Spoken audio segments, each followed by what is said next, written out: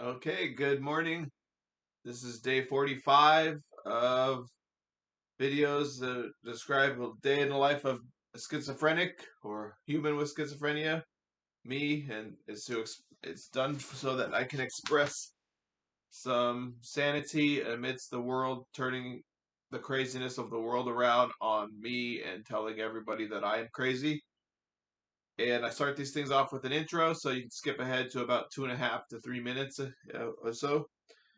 And the intro I say is that I'm writing a book on medium.com. I have it pinned on my Facebook profile, on the comment section of the profile that's pinned, and on the profile bio section on my Threads account.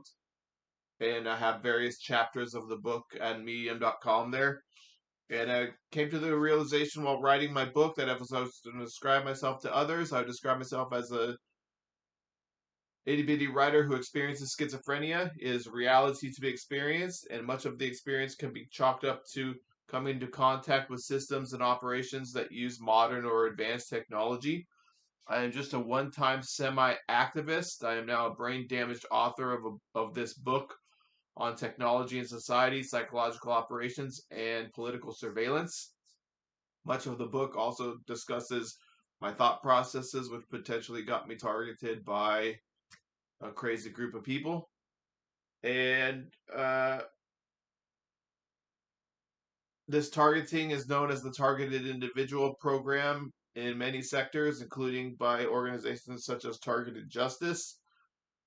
And I don't use the terminology targeted individual very often, though sometimes I do. I like to use schizophrenia because I feel like it has programmed my mind into a schizophrenic functioning, and it schizophrenia should be examined. In day 17 I discuss of these little videos, I discuss exactly why I choose schizophrenia over targeted individual program. One of the reasons is that I believe the targeted individual program is potentially an entire cognitive war operation.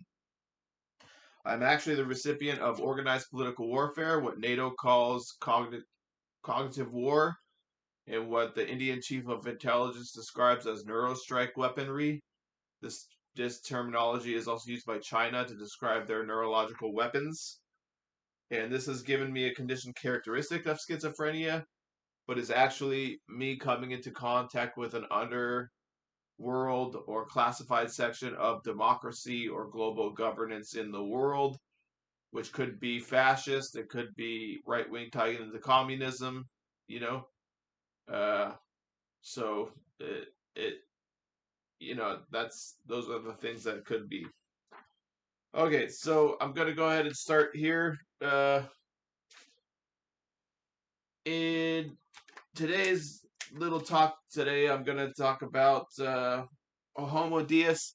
They describe the fact that we are trying to become happy as this humanity. It's like our main goal is to become happy, and I've discussed this earlier. But the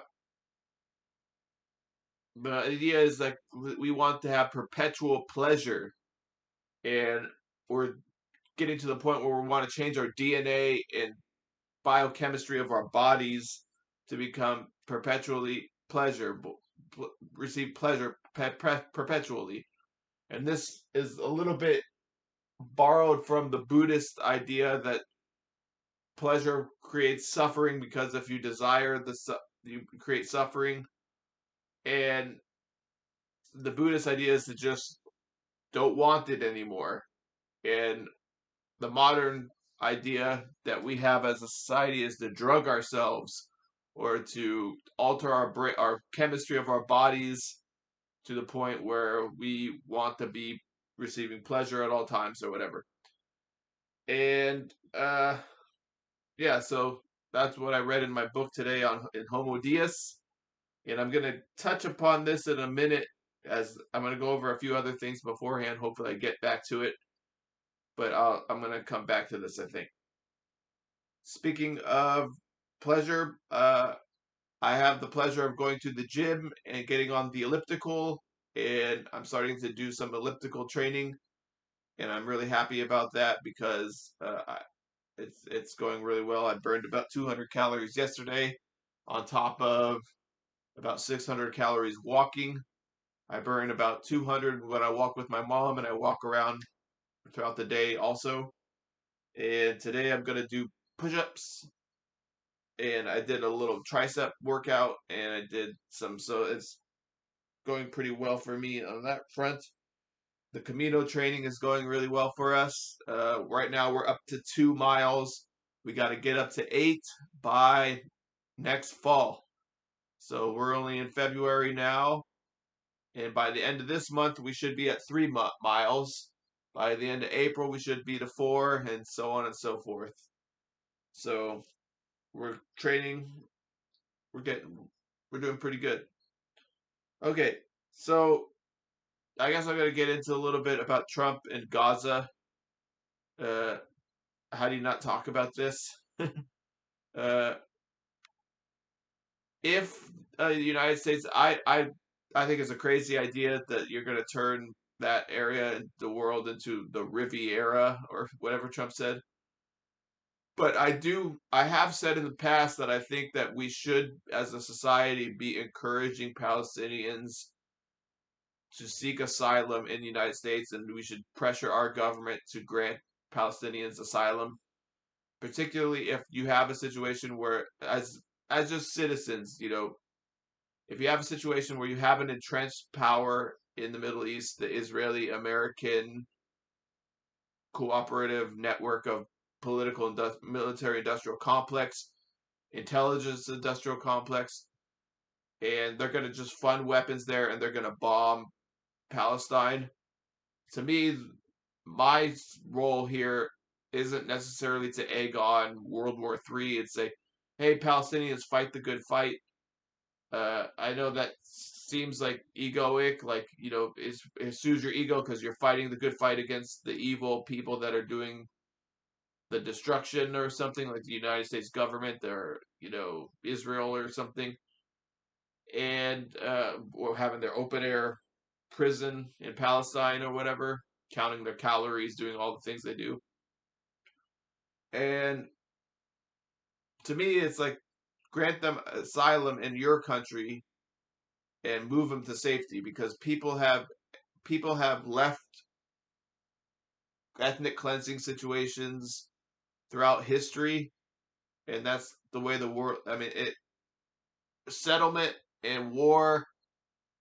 It's the way of this world. It's a terror, and I'll get into this maybe in a second, but it's a terrible world that we live in, and I, as as a descendant of ethnic cleansing myself, the Scottish side of things and the Irish side of things, uh, I have a pretty decent life of peace here in America. It Now America is insane, so I can understand why someone would be a little hesitant to come to America. But I just view it as like, so if America is going to do this thing where they're going to take over the Middle East or take over Gaza, like Trump is saying, he's president, he wants to do it. I think it's crazy, and it's not really respectful to Palestinians.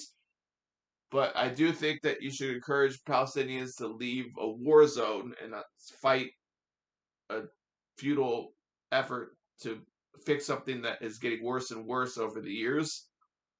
And so maybe we could, if America is gonna take over, what's my role here? I could protest and I could say, fight the fight, Palestinians, or I could say, pay up. America should pay the Palestinian families $1 million apiece, and pay, or $250,000 a person or something, and grant them asylum in America, and maybe with a return ticket back when they build it out. If America is going to take over, you have the option to return to Palestine as a Palestinian and take up residence, or maybe even if don't build enough. I don't know how they're going to build. I'm just saying, you get a lotto to come back to Palestine, and in the meantime, you're granted asylum in America. Uh, I'm not saying it's the right fix or whatever, but that's just my thought process on it now. Is like, if this is what Trump is going to do, then I say, pay up. pay them $1 million a piece to come to America. That would be about the size of Elon Musk's fortune, 400 to 500 billion dollars, and it's about the quarter of the cost of the war on terror, over the $2 trillion price tag on the Afghanistan and Iraq wars. And you could conceivably make a lot of money off that if America is taking over. So it really is appropriate to pay up. Okay, if you're gonna take over, which is not necessarily appropriate. Okay, so I guess this gets into something, the craziness of society, and back to the pleasure aspect of wanting perpetual pleasure or whatever. And I guess I don't know, but the Gnostic idea, I don't know if this is a Gnostic idea, but the idea that love and affection itself is tricks, reality is playing on us. And, like, uh, the whole reality itself is like a crazy reality created by the demiurge or whatever. I'm not saying this is the Gnostic idea, but that's the Gnostic idea, the demiurge or whatever. So this whole reality is a crazy reality created by the demiurge, and it has all these contradictions and these kind of evil ways the reality is situated. Affection will bring you terrible consequences. Everything's a trick. That reality is just playing a fucking weird trick on you. And I'm not saying people doing it on purpose or whatever, but it's just the nature of reality. Reality is just we're we're we're doing crazy things to each other, just like disasters, wars, love and affection, trickery, deceitfulness, these things, like the way the way an alligator will eat a baby elephant in front of the mother of the elephant or whatever, like a zebra will be eaten by a lion in front of the mother or something. Like some crazy, just like totally insanity. Like, who thought this up? What kind of god would think up some fucking crazy ass reality like this? And so I started thinking, like, love and affection, just get back to the pleasure or whatever. But so, like, love and affection are tricks in of themselves and of reality, and this results in potentially, I don't know, that's what I think. And I started thinking that. And now I'm going to get into Katie Ledecky. In her book, she discusses how she doesn't do no kegging, she doesn't do hookups, she doesn't do, like, dating extent a lot of people or whatever. She dates a small amount of people because she wants to keep her mind and body right for her trading. She's very dedicated to the sport. She said it's hard to be her friend because she's very dedicated to the sport. And I thought, I started thinking, I was like, if I was gonna be an Olympic athlete, I probably would be like Katie Ledecky. I'm not saying I'm like her, but I am like her to some extent. I connect with her when I'm reading or whatever. But she's all business. So uh, she's discussing how she's living in Gainesville, Florida, and it's like a nice community, and she could buy a big house in Gainesville that she can host people for Thanksgiving and stuff. And I thought that was kind of cool. And she describes how she only went to one school dance growing up, and I related to this because when I was in high school, on the night of my senior or junior prom dance, I can't remember, I went to see a Star Wars movie with my cousin, and it was actually a funny story. But uh, yeah, so I was just kind of remembering back to myself when I was younger. I was like, yeah, I didn't go to any school dances either, and I think I went to one in college, and I went to another dance at some sort of gala for a museum at the. Anyway, so those were my dances or whatever. But like, I was relating to this, and so it's not that big a deal, Katie, because like it's all trickery. Okay. because of the gnostic idea. Maybe. I don't know if I have it right. Bye.